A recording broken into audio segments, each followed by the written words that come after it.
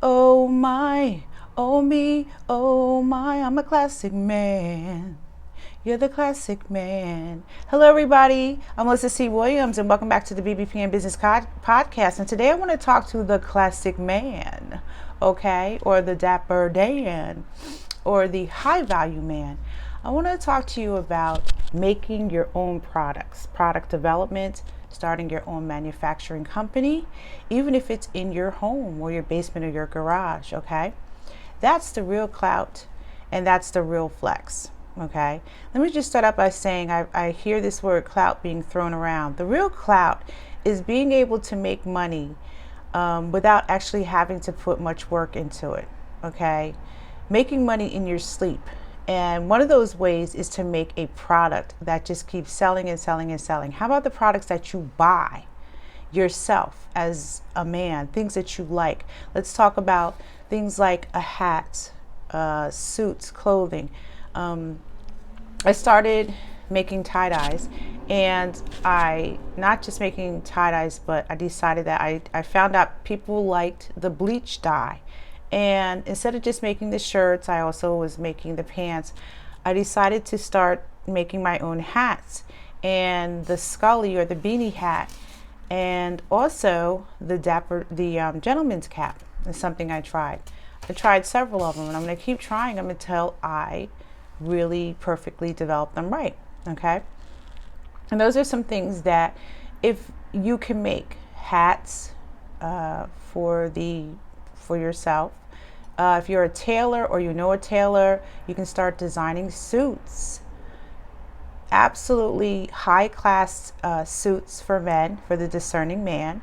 Also bow ties or ties themselves. A lot of this stuff you can go on YouTube and start learning how to do it. It's a process, okay? Things that I've seen men and women like are cigars. I myself am not a cigar smoker, but listen, a lot of you guys already know how to roll weed or the cigarella. So why not learn how to, make a cigar? It's not that difficult. Yes, it takes time. And you're going to have to invest in a mold and I think it's tobacco leaf, but these things you can order online and start practicing.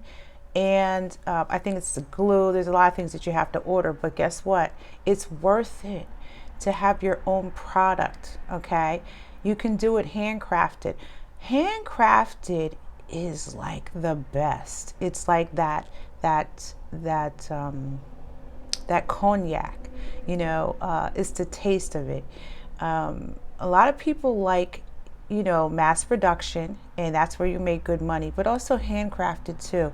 Tie-dyes, people like the handmade tie-dyes it's a different look, it's a different feel, and I say it's like made with love. But this is the place where you start, okay? Especially if you're a popular person, people are gonna buy from you, okay? Start developing your own product brand. Some other things are coffee beans, packaging your own coffee beans and starting your own brand. I'm a coffee drinker. I know a lot of people, we're running on empty out here. So coffee is very popular. Think about raw goods, thinking about raw goods and commodities, okay? Another thing is skincare. This is huge. There's people who have acne, discoloration of the skin, bad skin, bumps. Bump cream is another one. Think about starting out with a raw product such as shea butter, okay? This is a good one.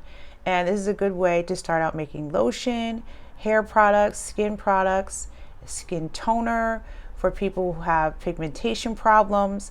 Also getting into the bump cream. There's a lot of natural products that we have in our cabinets at home. And we also look to your ancestors, look to your grandfathers and your great grandfathers and your family members. Find out if they have any, a lot of these people grew up down south and they know how to make products, or in the Caribbean, they know about these things. They have formulas already set out. Another place to go to get help. I started making foot powder, and foot powder is a really good one. Foot powder, foot spray, because people have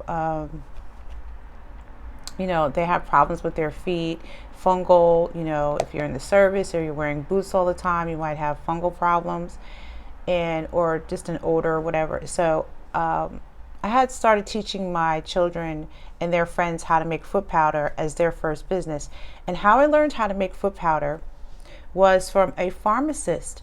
So there are pharmacists who have been around for who've been in business for 40 years in your neighborhood, in your community, and they're willing to share information with you. They know stuff, they know formulas, and they can give you the basics of how to make something, and then you can take it from there. Okay, they can tell you the base products that you can use to mix to make these things.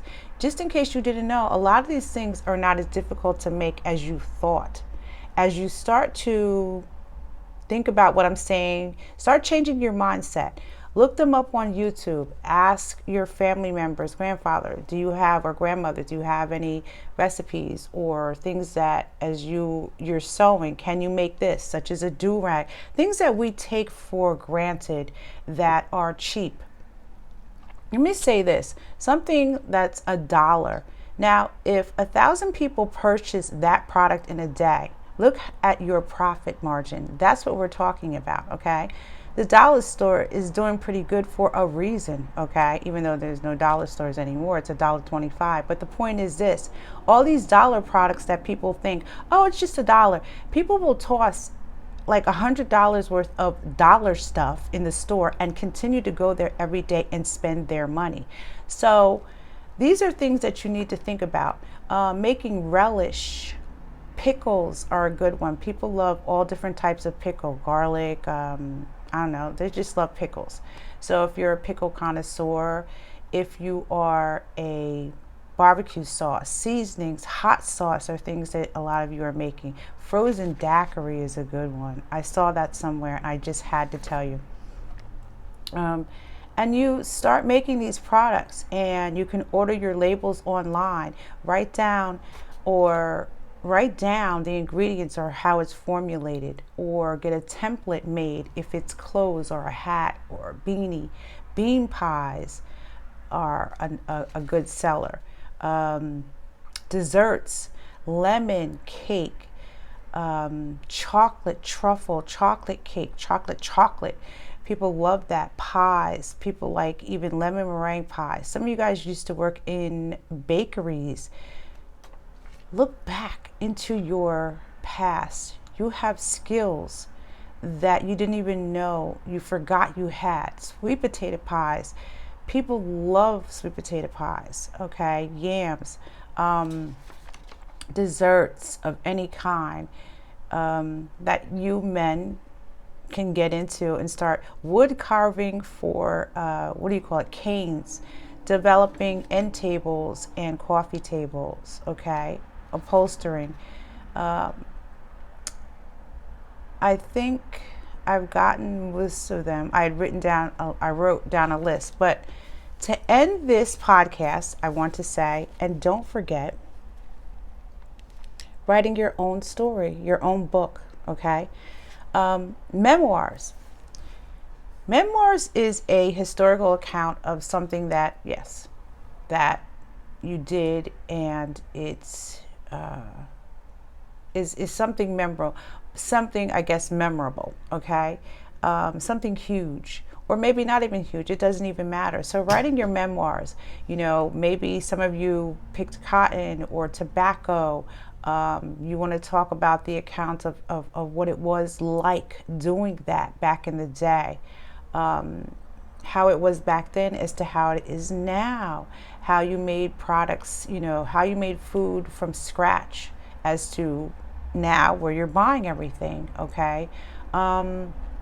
If you were the architecture on your architect design on a building or a bridge, if you were a jazz musician or a singer, you sang with Sinatra or Sammy Davis Jr. or something like that. If you were in a band, your popularity back in the day, if you were on Broadway or in a play, in a movie, If you were in the military, if you were in active duty, if you were actually in a war, talk about those things in your memoir.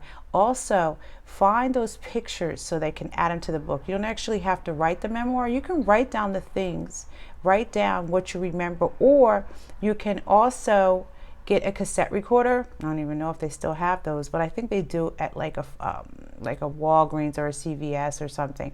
You can get a cassette recorder and just talk into it, or do it on your phone. They have voice recorder. Okay, start talking about what happened. Okay, and then you can have somebody like myself. I like to write. Or you can hire anybody, a ghostwriter, who can actually start putting it down, typing it out, and turning it into your memoir or your book. Okay. Another step, which is really awesome, telling your story, something that happened to you in the past, whether good or bad, that you want to get out, trauma, okay, in your home. These make good stories. I'm actually writing my own, okay? I'm finishing it. I'm finally finishing my book, The Red Dress, okay? I have been writing, starting and stopping for years, and I finally decided to just get it out there. So anyway, that's coming. Get your book out there. Tell your story, your memoir. Let it out. Your trauma, your victories, your successes. If had a good job, you want to talk about it, what you did for a living.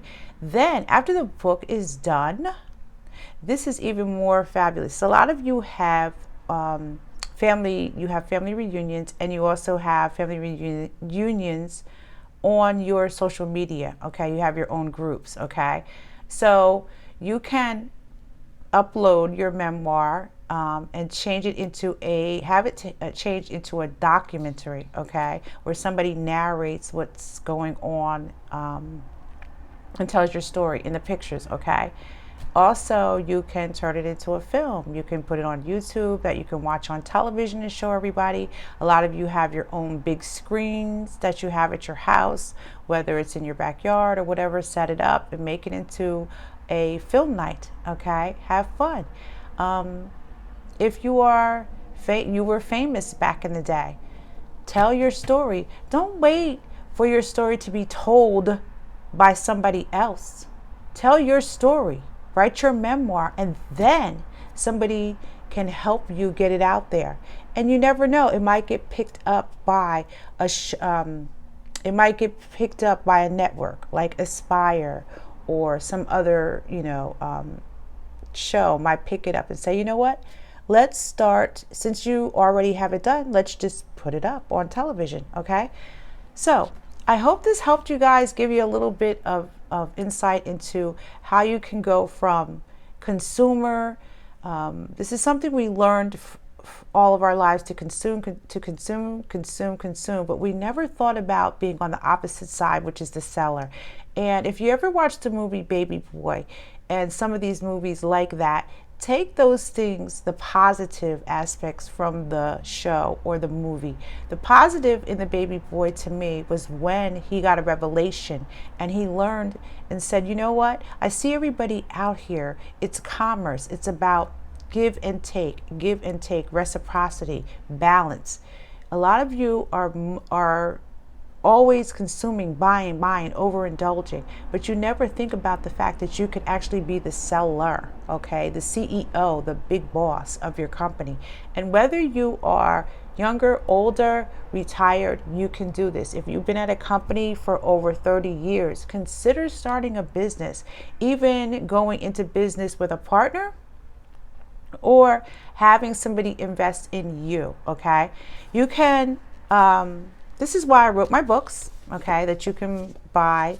I have some. If you want to order from me, I can discount them. Start your own damn business. This is why I wrote the book, okay, for those who have already been in corporate, who have already been working in blue collar and want to start a business but don't know how. All the steps are in the book, okay? They're in the book, okay? Everything from registering to your business plan. I have everything, samples in here. I have your contracts written out. It's like a blueprint. And that's why I did that, to make it easier for you. Okay, so you can order Start Your Damn Business Start Your Own Damn Business by Melissa C. Williams at Amazon.com. How to start a black business and financial tips. Okay. And I hope that helps you change your mindset.